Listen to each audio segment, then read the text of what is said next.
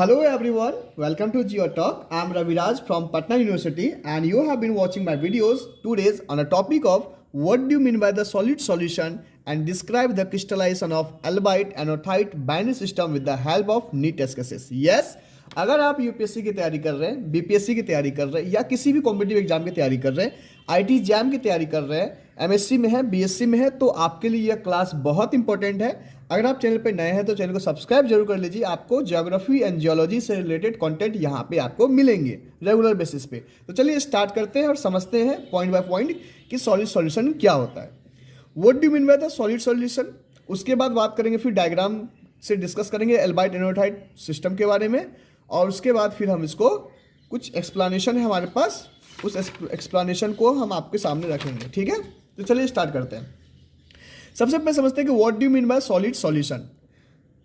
When one और more ions substitute for other ions in a mineral crystal structure without disturbing its structure और introducing any chemical imbalance that results in a solid solution. इसका मतलब क्या हुआ, मान लीजिए कोई मिनरल क्रिस्टल है, उसके अंदर में कोई दूसरा आयन सब प्रवेश कर रहा है, ठीक है, और उसके जो स्ट्रक्चर में कोई चेंजिंग नहीं आ रहा है, उसके केमिकल कंपोजिशन में कोई इम्बैलेंस नज़र नहीं आ रहा है, और उसके बाद जो हमें रिजल्ट मिल रहा है उसको आप सॉलिड सॉल्यूशन कहेंगे।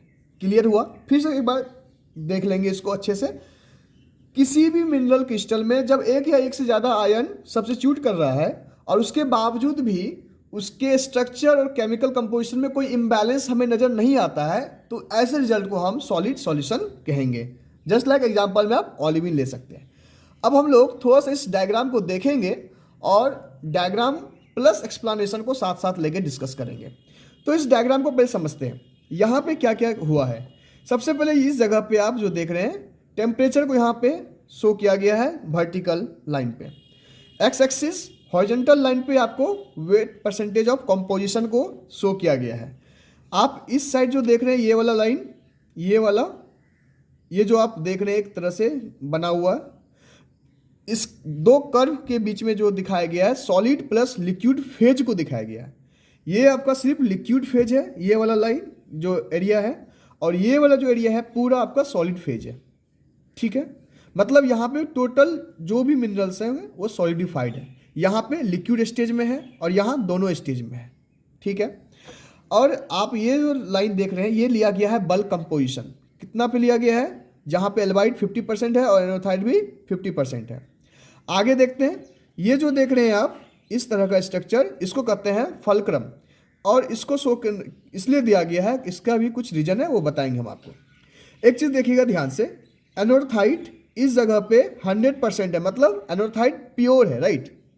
इस जगह पे एनोथाइट 100% मतलब प्योर है, तो इसका जो मेल्टिंग पॉइंट है वो है आपको 1553 डिग्री सेल्सियस। हर एक बुक में थोड़ा थोड़ा ऊपर नीचे होता है, यहाँ पे आपको वैल्यू थोड़ा चेंज दिखेगा, बट आप एवरेज लेके चलेंगे तो 1553 डिग्री सेल्सियस होता है। किसका, एनोथाइट का, प्योर एनोथाइट का मेल्टिंग पॉइंट। अब थोड़ा सा हम देखते हैं, प्योर अगर एल्बाइट की बात करते हैं तो प्योर एल्बाइट का जो मेल्टिंग पॉइंट होता है वो होता है 1118 डिग्री सेल्सियस, और एल्बाइट का फॉर्मूला हो गया NaAlSi3O8, जबकि एनोथाइट का फॉर्मूला हो गया CaAl2Si2O8। ठीक है, अब एक चीज़ यहाँ पे देख रहे होंगे आप, यहाँ लिखा हुआ इस तरह से, ये जो कर्व्ड लाइन है इसके ऊपर लिखा हुआ है कि दिस इज लिक्विडस, और ये जो कर्व नीचे वाला देख रहे हैं आप, इसके नीचे लिखा हुआ है आपको दिस इज सॉलिडस। तो इसका मतलब क्या होता है, देखिए ऐसा कोई कर्व लाइन जिसके वजह से ये जो लिक्विड का जो रीजन है, ये जो मेल्ट वाला जो रीजन है वो सेपरेट आउट हो जाता है, किससे, सॉलिड प्लस लिक्विड से। तो हम कह सकते हैं कि a curved line which separates liquid part from the solid and liquid that is called liquids. Solids की बात करें तो the curved line which separates solid from solid and liquid that curved line is called solids. Clear है। अब आगे बात करते हैं। अब यहाँ पे ये जो आप देख रहे हैं, ये मैंने इस तरह से बनाया फलक्रम और इस तरह से दे दिया। इसका मतलब क्या हुआ वो भी हम समझाते हैं आपको। देखिए इस जगह पे मिनरल क्रिस्टलाइजेशन स्टार्ट हुआ और ये हॉरिजॉन्टल लाइन मैंने यहाँ पे शो किया। तो यहाँ पे क्या देखा जा रहा है कि जो मतलब जो कंपोजिशन है वो कंपोजिशन कितना परसेंटेज है। तो यहाँ पे क्या हुआ, यहाँ पे एक हॉरिजॉन्टल लाइन खींचा, यहाँ बी पॉइंट दिया और एक इसके सीधा आपने यहाँ पे लाइन खींचा। तो आपने क्या देखा कि इस जगह पे आपका एनोड हाइट 90% है जबकि एल वाइट 10% है, इसलिए यहाँ पे लिखा हुआ है A B 90, A N 90, A B 10। जब उससे आप आगे फिर आते हैं, इस जगह पे देखा गया 1400 एंड 1300 डिग्री सेल्सियस के बीच में जब मिनरल क्रिस्टलाइज हुआ, तो यहाँ पे देखा गया, तो यहाँ पे आपको मिला कि 80% है एनोथाइट और एल्बाइट है 20%। फिर उससे आगे बढ़े, इस जगह पे देखा गया अलग अलग। ठीक है, अब बात करते हैं। ठीक है, अब ध्यान से देखते हैं इसके हम लोग, ये जो ई पॉइंट है ना, इस पॉइंट पे 3 मतलब सॉलिड पॉइंट है वो, तो यहाँ पे आपको यूटेक्टिक क्रिस्टलाइजेशन भी होगा, फ्रिक्शनल क्रिस्टलाइजेशन भी होगा और रैपिड क्रिस्टलाइजेशन भी होगा। तो अभी समझेंगे कि ये चीज़ क्या होता है, फिर हम आगे बढ़ेंगे, एक्सप्लेनेशन विथ डायग्राम हम लोग अच्छे से डिस्कस करेंगे। देखिए यूटेक्टिक क्रिस्टलाइजेशन क्या होता है, process in which liquid and solid together reacts with liquid continuous along liquidus, ठीक है, make new minerals are called eutectic crystallisation. Okay, fractional crystallisation, process in which temperature decreases crystal forms, then it separate out and remaining melt will form new minerals, that is called fractional crystallization. अगर आप बात करें rapid crystallisation की, तो the process in which liquid and solid reacts continuous but joining present, that is called rapid crystallisation. इसके बारे में भी अच्छे समझेंगे, टेंशन नहीं लेना है। अभी हम लोग एक चीज़ और समझ लेते हैं कि लेवर प्रिंसिपल क्या होता है, ध्यान से देखना है। अब देखिए, इस जगह पे मैंने फलक्रम दिया, तो यहाँ से इस तरह से लाइन खींचा, ठीक है, फिर यहाँ पे भी सेम किया। अब यहाँ पे तो ये जो पार्ट दिख रहा है आपको, ये वाला पार्ट, ये इस साइड, तो ये आपका लिक्विड स्टेज होता है। फलक्रम के राइट साइड आप जब जाते हैं वो एक लिक्विड स्टेज होता है, और फलक्रम के लेफ्ट साइड में आपको सॉलिड स्टेज होता है। यहाँ पे देखिए, तो ये पार्ट हो गया आपका लिक्विड स्टेज, ये हो गया सॉलिड स्टेज, तो इसको एक्स कर लिया, इसको वाई कर दिया। यहाँ पे भी ये सॉलिड हो गया। अब ध्यान से देखिएगा, यहाँ पे हमें पता चल गया था कि एल्बाइट कितना परसेंट कंपोजिशन में है और एनोथाइट कितना परसेंट कंपोजिशन में, बट यहाँ पे आपका ये सॉलिड पार्ट है। अब इस जगह पे कैसे पता चलेगा कि एनोथाइट कितना है, एल्बाइट कितना है, तो उसके लिए एक फॉर्मूला आता है, ठीक है, वो फॉर्मूला हम आपके साथ डिस्कस करते हैं। अगर हमें सॉलिड परसेंटेज निकालना है कि हमें सॉलिड कितना दिया हुआ है, तो उसका फॉर्मूला था x/x + y × 100। अगर लिक्विड परसेंटेज निकालना है तो y/x + y × 100। अब सवाल आया कि ये x और y का वैल्यू कहाँ से मिलेगा। ध्यान से देखिएगा, इस जगह पे ये जो आप देख रहे हैं, ध्यान से देखिए, ये जो देख रहे हैं, ठीक है, फिर ये जो देख रहे हैं आप, तो इस जगह से लेकर, ध्यान से देखिए, इस जगह से लेकर इस जगह तक ये किसका वैल्यू हो गया, y का, ठीक है ना। फिर इस जगह से लेकर इस जगह तक किसका वैल्यू हो गया, x का। कोई दिक्कत आपको? तो अब यहाँ पे अगर हमें निकालना है, ठीक है, तो यहाँ पे भी हम इस तरह से फाइंड आउट कर सकते हैं कि इस जगह का कंपोजिशन क्या है। क्लियर है? इसको हम लेवरल प्रिंसिपल भी कहते हैं। अब देखिए, ध्यान समझिएगा, अभी जो मेरे पास डायग्राम है, उसी डायग्राम को हम डिस्कस करेंगे विथ एक्सप्लेनेशन। तो in a temperature composition diagram there are 2 curves, solidus and liquidus. अभी हम लोगों ने डिस्कस किया था, ठीक है, तो पहला लाइन क्लियर हो गया था। अब हम लोग दूसरे पॉइंट पे बात करते हैं। The melting point curve is called solids and the freezing point curve is called liquids. वही बात है जो हम लोगों ने पहले डिस्कस कर लिया है, ठीक है। अब आगे देखते हैं। If a mixture of the two component having a particular percentage of their combination start cooling down, the crystallization will be only start when a particular temperature is reached. इसका मतलब क्या हुआ उसको समझते अच्छे से, समझते ध्यान से। ये जो रीजन है, ये जो है, ठीक है, ये क्या है, लिक्विड स्टेज है। अब जैसे जैसे लिक्विड क्या होगा, अपने टेम्परेचर को डिक्रीज करेगा, तो टेम्परेचर डिक्रीज कर रहा है, इसका मतलब ये क्रिस्टलाइज होना स्टार्ट होगा, ठीक है। तो जैसे जैसे नीचे की तरफ आएगा, तो एक ऐसा टेम्परेचर, जिस टेम्परेचर पे ये क्रिस्टलाइज होना स्टार्ट हो जाएगा, तो वो टेम्परेचर क्या होगा, तो 1400 एंड 1500 के बीच में एक ऐसा टेम्परेचर है जहाँ पे ये फर्स्ट टाइम लिक्विड से सॉलिड के तरफ चेंज होना स्टार्ट होता है, मतलब क्रिस्टलाइज होना स्टार्ट होता है इस जगह पे। ठीक है, क्लियर है। वही लाइन जो मैंने पहले डिस्कस किया था कि प्योर एल्बाइट जो है मेल्ट होता है आपको 1118 डिग्री सेल्सियस पे, और प्योर एनोथाइट जो मेल्ट होता है 1553 डिग्री सेल्सियस पे। ठीक है। अ solid solution containing 50% albite 50% एनोथाइट begins to melt at 1220 degree Celsius. Point F, the melting is complete at 1410 degree Celsius. Point A.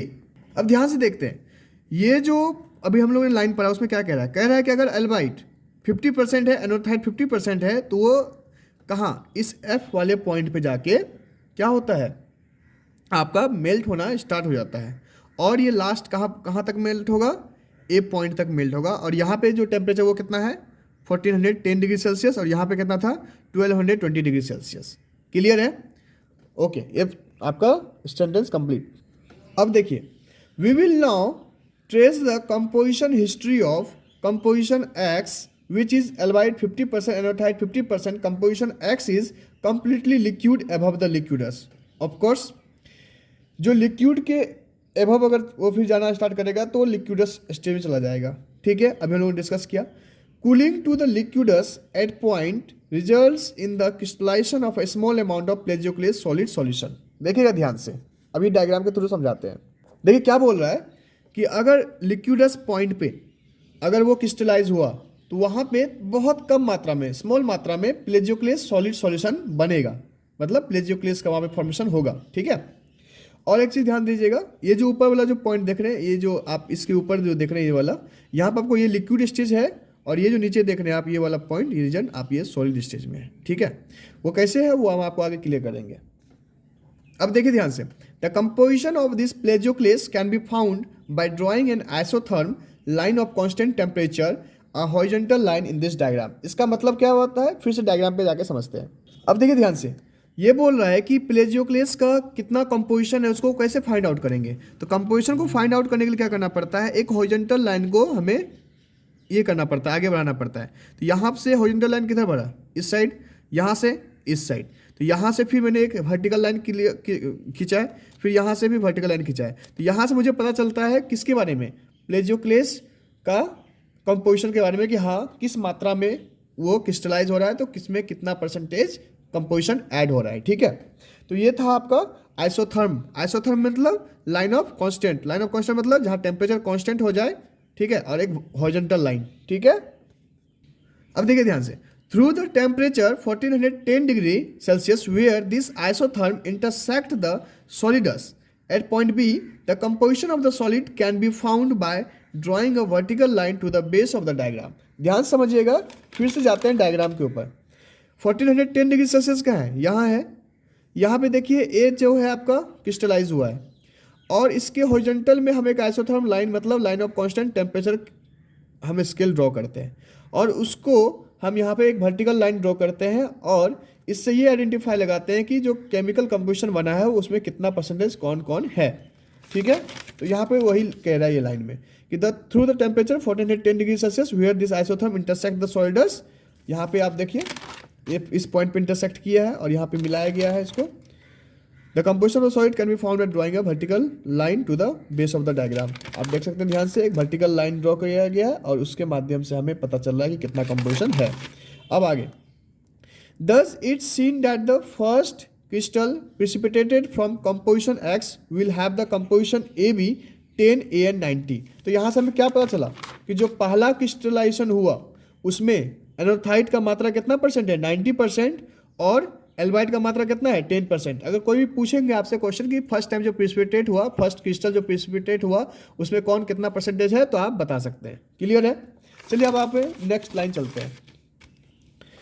Next कहता है कि at a temperature of 1395 degree Celsius the liquid composition will be at point C while the solid solution will be at point D. ध्यान समझिएगा, solid solution D point पे रहेगा, जबकि liquid composition जो है आपको सी पॉइंट पे show करेगा।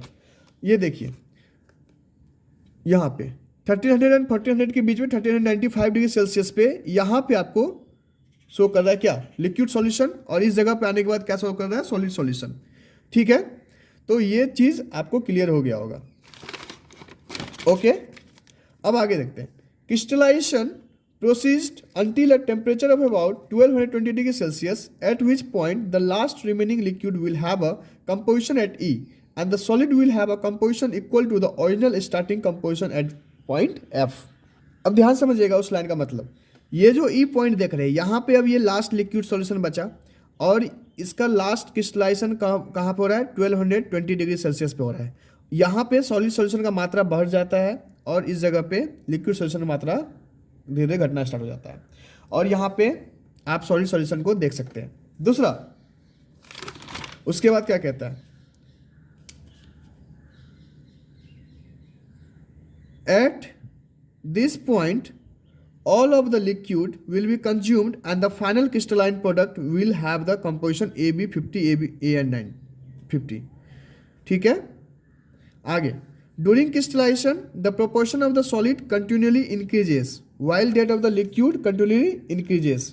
समझिए ध्यान से, क्रिस्टलाइजेशन के दौरान the proportion of the solid continually increases, जो सॉलिड का जो प्रोपोर्शन होता है वो इंक्रीज करता जाता है, जबकि लिक्विड का भी जो प्रोपोर्शन होता है वो धीरे धीरे डिक्रीज करने लगता है। इसका मतलब ध्यान समझिएगा, अगर हम इस डायग्राम की बात करें तो यहाँ पे अगर लिक्विड बहुत ज़्यादा मात्रा में है तो जैसे जैसे जैसे जैसे इस तरह, मतलब यहाँ पे देखिए ध्यान से, ये आपका क्या है, ये जो फील्ड है, इस फील्ड में आपका यहाँ पे लिक्विड का मात्रा ज़्यादा है और इस जगह पे सॉलिड का मात्रा ज़्यादा है। तो जैसे जैसे क्रिस्टलाइजेशन ऊपर से नीचे की तरफ आएगा तो लिक्विड का मात्रा घटेगा। कहने का मतलब ये हुआ, यहाँ पे जितना लिक्विड है यहाँ पे उतना लिक्विड नहीं होगा, यहाँ उतना लिक्विड नहीं होगा। क्यों नहीं होगा? क्योंकि ऊपर में ये लिक्विडस स्टेज है, इसलिए यहाँ पे लिक्विड का मात्रा ज़्यादा है। धीरे धीरे जैसे जैसे वो नीचे आता जाएगा लिक्विड कम होता जाएगा और सॉलिड बढ़ता चला जाएगा। तो यही था इस लाइन का मतलब। ठीक है, okay. Thus the composition of the liquid becomes more sodic, approaching E, the volume steadily decreases। Clear है? ओके, अब देखते हैं आगे। Thus it can be seen that the amount of liquid in equilibrium with the solid of composition F will be extremely small। Clear है? If at any point during the crystallization we wish to determine the amount of solid liquid, we can apply the Lagrange rule। ठीक है, अगर हमें किसी भी point पे crystallisation के बारे में हमें डिटरमाइन करना है कि कितना परसेंट वो सॉलिड है, वहाँ पे कितना परसेंट लिक्विड है, तो हमें उसके लिए लेवरल रूल अपनाना पड़ेगा। वो रूल क्या है? Percent solid equal to X बटे X plus Y into 100, percent liquid equal to Y बटे एक्स प्लस वाई इंटू 100। ठीक है, तो the percentage of liquid and solid are there then can find out from this formula. तो यहाँ पे आपने देखा होगा कि मैंने कुछ निकाला है, उसको मैं थोड़ा सा एक्सप्लेन कर देता हूँ। ध्यान से देखिएगा, ये जो आप देख रहे हैं सी, ये जो सी पॉइंट देख रहे हैं, तो इस जगह पे केमिकल कंपोजिशन, ठीक है, निकालना है। तो यहाँ पे हम पहले डॉट डॉट डॉट करके नीचे करते हैं। तो यहाँ 35% आया। क्या आया? ये 35, ये है आपका एक्स, यहाँ से ये एक्स का वैल्यू है। ठीक है, अब यहाँ से हमें वाई का पता लगाना है। तो वाई देखिए, ये यहाँ से लेके यहाँ तक वाई होगा, तो वाई कितना हो गया? यहाँ से यहाँ तक 10 10 10, मतलब 30 वाई हो गया।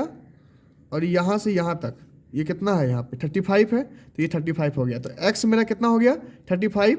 यहाँ से यहाँ तक y कितना हो गया? 30। तो जब इसके ऊपर हम फिल करेंगे यहाँ पे फॉर्मूला सॉलिड परसेंटेज निकालने के लिए, तो x मेरा 35 निकला, 35x प्लस y 30 निकला था, इंटू 100 करते हैं तो इतना परसेंटेज आता है। अगर फिर वही लिक्विड का परसेंटेज निकालना है हमें उसी पॉइंट के ऊपर, तो सेम करेंगे तो 46.16% आता है। मतलब यहाँ लिक्विड का परसेंटेज आपको घट गया, देख रहे हैं आप। ठीक है, तो इस तरह से आपका सॉलिड सॉल्यूशन खत्म होता है। आप क्लियर हो सकते हैं यहाँ से। ये फिगर आप ड्रॉ कर लीजिए। कोई क्वेश्चन हो मन में तो आप जरूर पूछ लीजिएगा मेरे से कमेंट बॉक्स में डाल के। अगर कोई और वीडियो अगर अच्छा लगा हो तो आप कमेंट बॉक्स में अपना कमेंट जरूर दें। और अगर कुछ दिक्कत हुआ होगा, कुछ समझ नहीं आया होगा, तो आप जरूर कमेंट बॉक्स में पूछें। मैं आपके कमेंट का जवाब देने का प्रयास करूँगा जल्दी से जल्दी। ठीक है, ठीक है। नेक्स्ट वीडियो किस टॉपिक पे आप चाहते हैं वो टॉपिक भी आप बता दें कमेंट बॉक्स में, आपका वो वीडियो बन जाएगा। ठीक है, चलिए मिलते हैं फिर नेक्स्ट वीडियो में। तब तक के लिए थैंक यू।